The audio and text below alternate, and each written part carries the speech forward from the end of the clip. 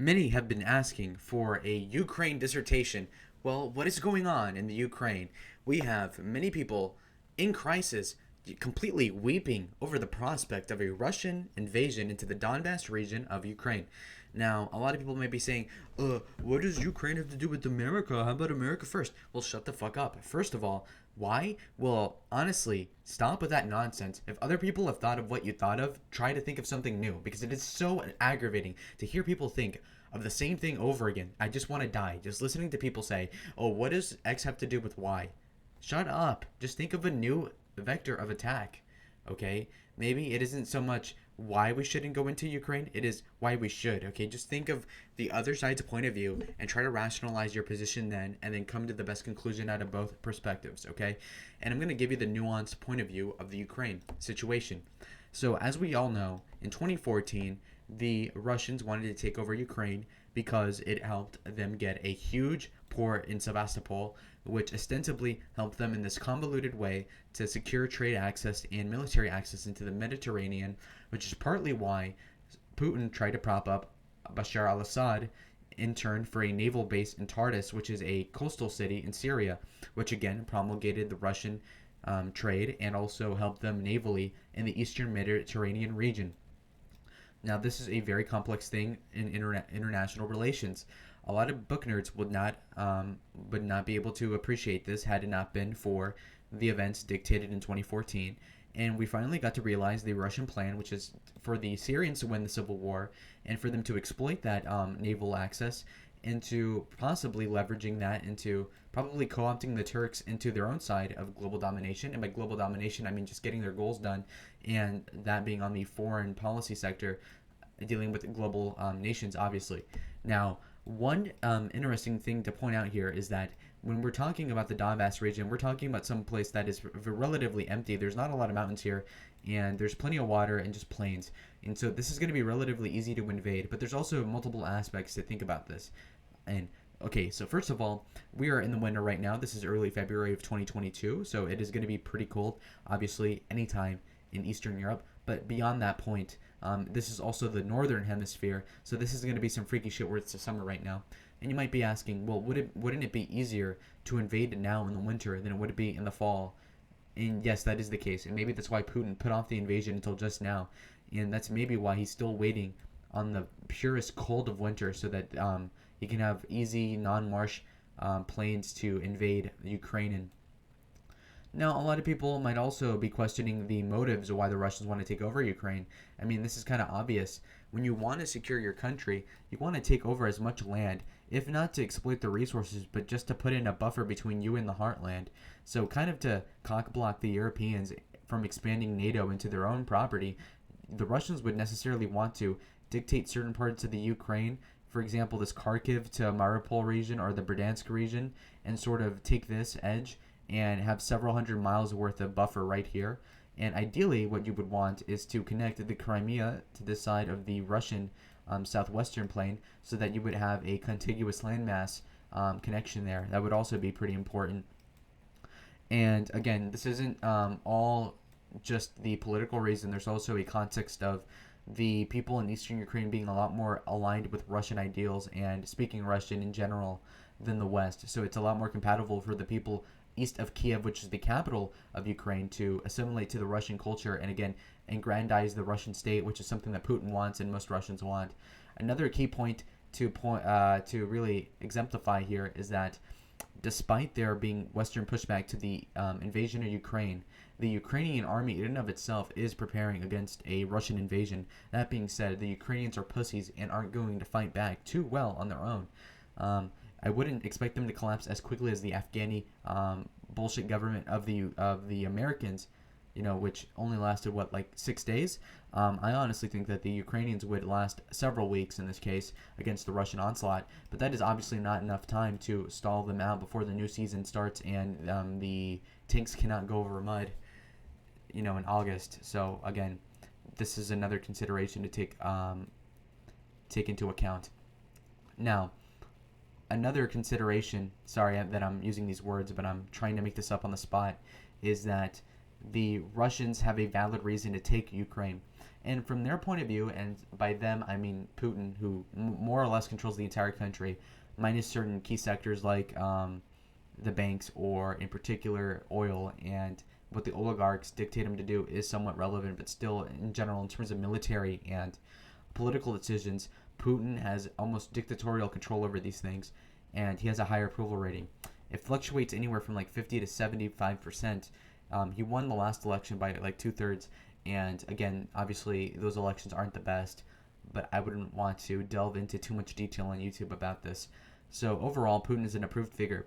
Now, one thing that I'm going to say here is that Putin um, is taking into account that the Russian people do not support a Ukrainian invasion so much because of not because they don't want this chunk of Ukraine, but it's because they are afraid of an American pushback and a European pushback, and not only from just a purely military perspective of obviously having to fight the Americans in Ukraine, which won't happen, but also the sanctions that they're going to leverage against the Russians, which are going to be absolutely brutal to the Russian economy. I could pull up the statistics right now, but I don't want to because that's a waste of time. And you have to believe me that I'm not making this stuff out of my ass, because I'm not. I already know this more or less, that the Russian economy has been stagnant for the better part of 30 years, give or take the price fluctuation in gas, which makes the economy thrive temporarily and bounce because of so much of the export economy being derived from timber and other stuff that fluctuates in price, like oil in particular. So when you're looking at the economy of the Russians, if most of your increase of GDP is just oil, then everything else is basically rotting from the inside. And while the statistics might show that Russia is growing 1% a year, or whatever bullshit, Obama level growth they're experiencing right now, it is not showing that all the other industries, besides maybe Gazprom and some other companies, are dying off. Kind of reminds you of America with Amazon and Walmart. But either way, my point still stands that the Russian economy is very weak. Part of the reason why is because there were sanctions from the Europeans in the Obama administration when they took over the Ukraine, and Obama obviously pussied out from helping them in any considerable way. And of course, Trump would have done a better job of that had he been president in 2013 and 14. But never mind that. The point is that he did do these mediocre sanctions on the Russians, and I think Trump might have put on some sanctions as well on the Russians, which basically made it so that certain businessmen couldn't make trade deals, and overall just hurts the economy of the Russians. And of course, this kind of hurts the European economies and the American economy a little bit, but not too much. Okay, so what do I mean? A lot of the economy of the Russians is based off exportation, whereas the American economy is not so much about exportation and more of a services economy, as in a lot of the vast majority of the money that America gets is fluctuating amongst the people within it, whereas a lot of the money of Russia is converted into euros and overall is traded with the Chinese and so on and so forth. So they're more reliant on other people buying their own stuff versus us, who buy stuff from other people, which is different. And also a lot of the investments of the Americans is not so much in Russia, because what Russia sells primarily is going to be wood, which America has plenty of, or oil, which America has plenty of. Now, on the other hand, Germany needs oil. Okay, Poland needs oil. Austria needs oil. Slovakia needs oil. A lot of these countries in Europe need oil, and most of them aren't self-sufficient on energy. That could be a sales pitch for green energy and nuclear energy, so they don't rely on the Russians in the future. But for the foreseeable future, for the next 10 years, they're definitely going to need the Russian oil in the meantime. And with the winter going on, they definitely do need these gas prices to stay relatively stable. So if the Russians were to invade the Ukraine, to put on sanctions now would really hurt the middle class in Germany and Chechnya and Belgium and the Netherlands, because they derive a lot of their heating supplies from the oil in particular and gasoline of the Russian government. So that's the leverage that the Russians have over the Europeans. But again, if the Europeans had the balls to take the economic impact head on and say, you know what, fuck it, we will pay higher gas bills, electric bills in the meantime for the next several months in exchange for you backing off of Ukraine. And if you do invade Ukraine, you are either going to get a military pushback, which won't happen because their president is a fucking pussy. But to say that, and even if you weren't, we are going to give you these sanctions, which will cripple your economy. Now, what's going to happen if the Russian economy were to be crippled? What would happen ostensibly is that the Russians would have to produce a lot more money to keep up the same social net that they've had this entire time, which isn't even that big to begin with, and with their also aging population, because their fertility rate is pretty low, they're going to have to overcompensate and print a lot of money, kind of like what Europe and America has been doing, but to even a bigger extent. Okay, so never mind stimulus for COVID, but also just in general, bolstering their own sort of social security and their pension schemes by printing money that they don't have. And again, the Russian ruble is going to lose power relative to the European euro and the Chinese yuan because their exportation is going to go down because obviously the Germans and the Polish people and all these other countries are going to start boycotting by default and sanctioning the Russians in this way to the point where the Russians may get Ukraine, the eastern chunk of Ukraine that they want, the Donbass region, in exchange for the casualties that they're going to incur. And they're also going to have their economy go into disrepair, as in the inflation is going to go up in Russia. So beyond there just being a disagreement over war for no reason, which is what the hippies in Russia are against, there's also going to be a pocketbook issue of, okay, yes, we invaded Ukraine, which we were fine with, but Putin, you told us there wouldn't be the sanctioning, and you told us there wouldn't be consequences from the West, but they called your bluff, Putin, and guess what? We may have voted for you, but the inflation this year is 10% in 2023.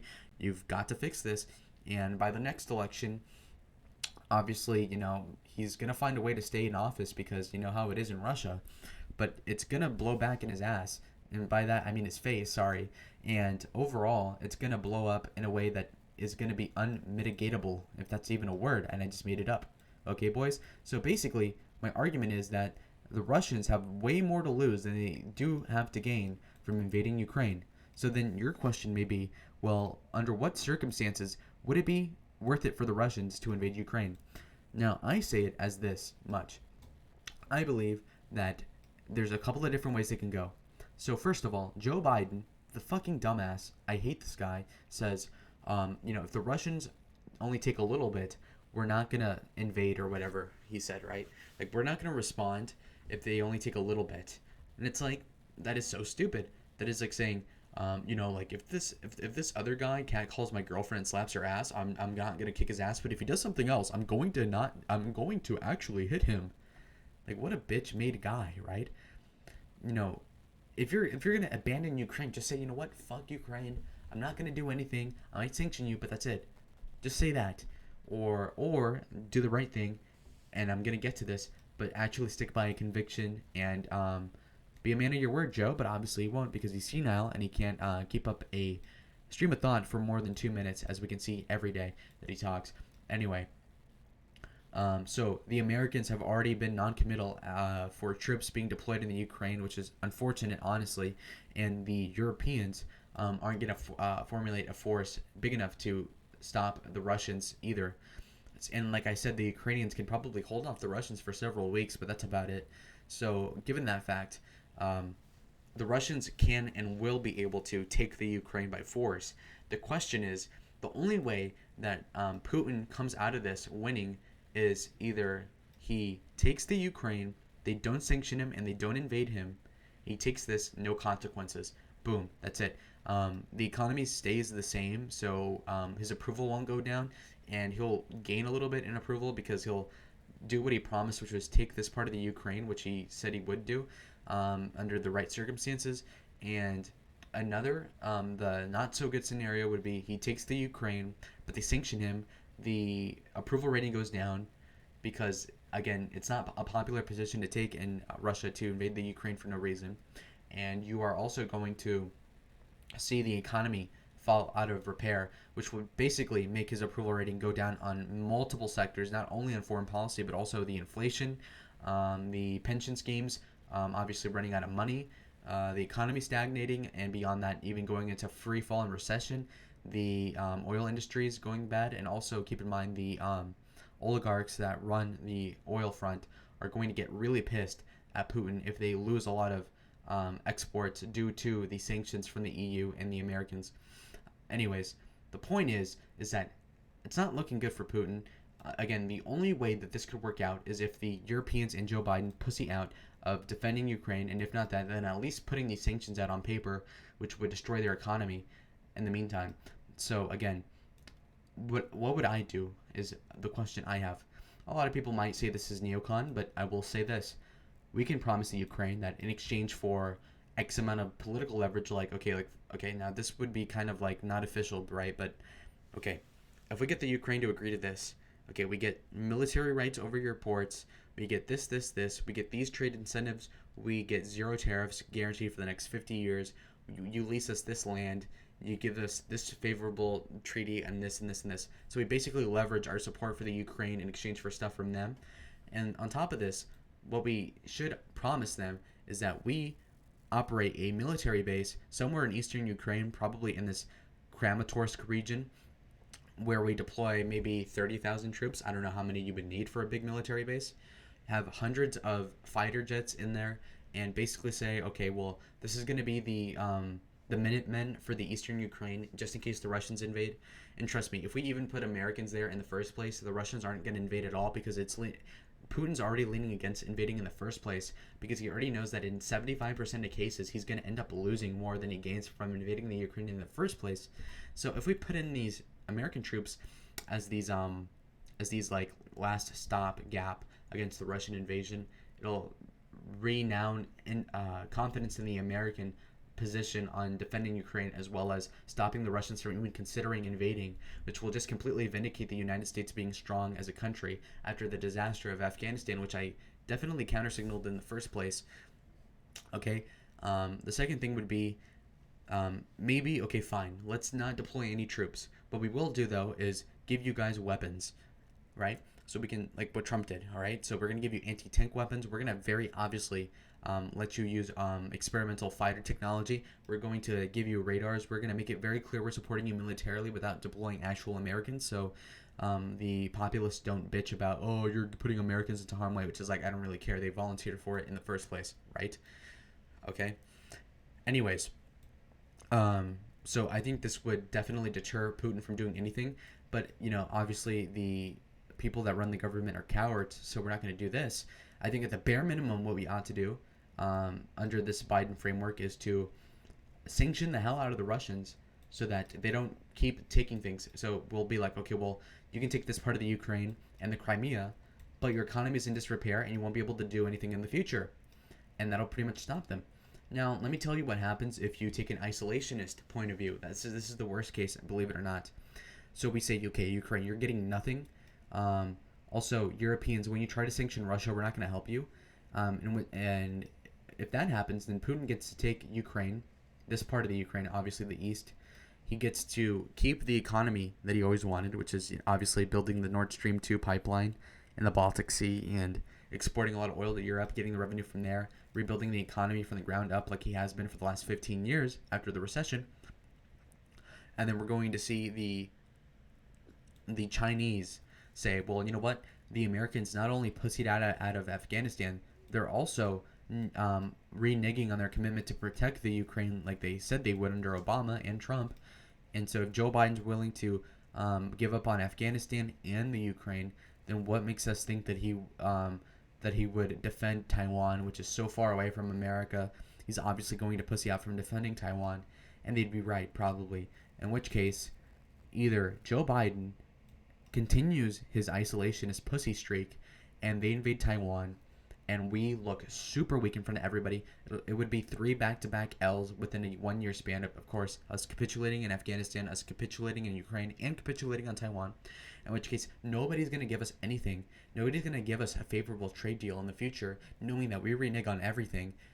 We lie about everything, and we are complete pussies and not good allies. So whenever we need another country, hypothetically, they're never going to help us, and they're going to be actively trying to subvert us.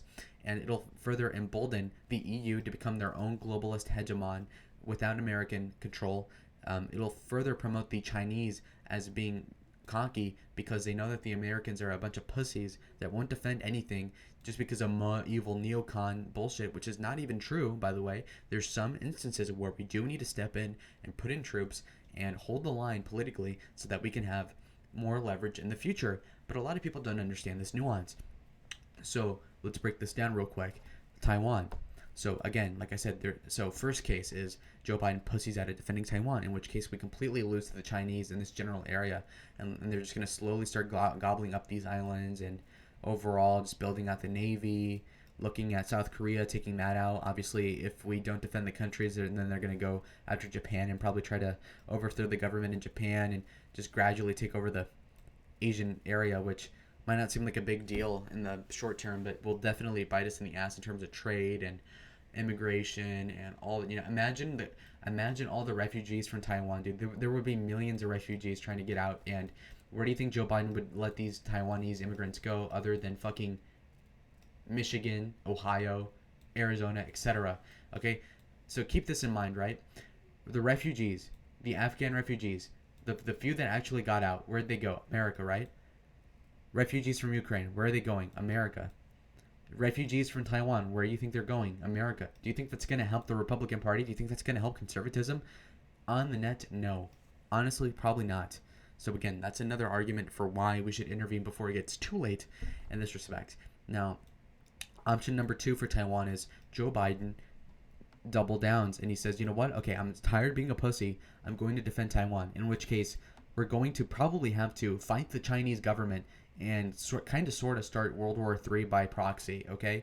So this is the snowball effect of not defending Ukraine, okay? So either you're going to get us, so either we defend Ukraine and we stop everything from going crazy for a while, or we lose the Ukraine and then we lose Taiwan, or if we don't lose Taiwan, we're gonna fight China, okay? And then you're probably look, if you're a populist dude who's like 22 years old right now, you're probably gonna end up being drafted in the war in Taiwan in 2024 because your dumbass didn't want to stop the Russians in Ukraine. This is a very convoluted thing, but we've seen more esoteric things happen, right? In World War One, a lot of small things added up to a really big world war. So what makes you think that a conflict in Ukraine wouldn't start a third world war in China and Taiwan over cowardice from the Americans from prior intervention, okay?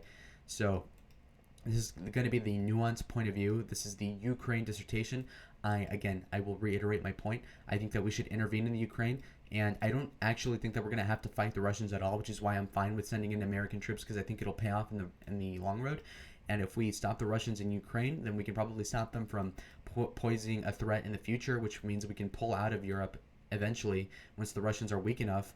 And in terms of China, if we can prove that we can stop the Russians, and the Chinese are probably not going to antagonize us directly by taking Taiwan and South Korea and all these other islands, we are going to be able to bottle up the Chinese, bottle up the Russians, and then eventually pull out of all these countries gradually, and then be able to do what a lot of people say, which is put America first, right? And this is ultimately the goal. So yes, thank you guys for watching. I appreciate all the views. Obviously, comment down below what you think. Do you disagree? Do you like the format of me using Google Earth to kind of illustrate what I'm doing with the mouse and kind of look at the areas that I'm talking about at the real time? So anyways, I will see you in the next one. Bye.